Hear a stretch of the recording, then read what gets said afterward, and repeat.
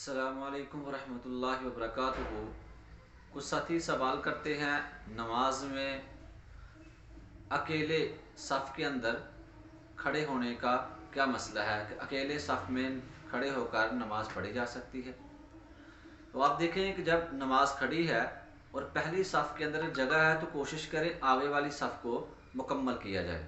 آگے والی صف میں جگہ ہوتے ہوئے پیچھے کھڑے ہو جانا اور پیچھے آپ نے نماز پڑھ لی، آپ کے آگے والی صف میں جگہ خالی تھی تو یہ نماز مکروہ ہوتی ہے۔ لیکن اگر آگے والی صف مکمل ہے،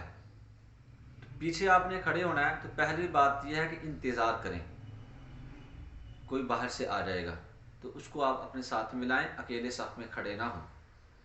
اب اگر وقت رکوع میں جانے کا آ چکا ہے کہ امام رکوع میں جانے والا ہے، آپ کی رکعت جو ہے وہ نکل جائے گی، تو پھر آپ ایسے کیجئے، اگر آگے والی صف میں موجود لوگوں میں سے کسی کو آپ سمجھتے ہیں کہ اس مسئلے کا علم ہے، آپ اس کو ہاتھ لگائیں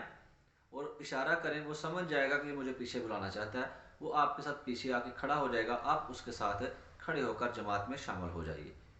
لیکن اگر آپ سمجھتے ہیں کہ جیسے ہمارا معاشرہ ہے، آج کل لوگوں کو اس مسائل کا اتنا علم نہیں یا کسی کو اس مسئلے کے بارے میں علم نہیں، تو اس میں آپ اگر اس کو ہاتھ لگائیں گے،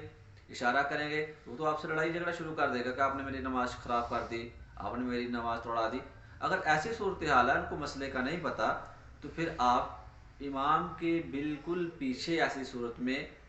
وہ اکیلے کھڑے ہو جائیں، دائیں بائیں کی بجائے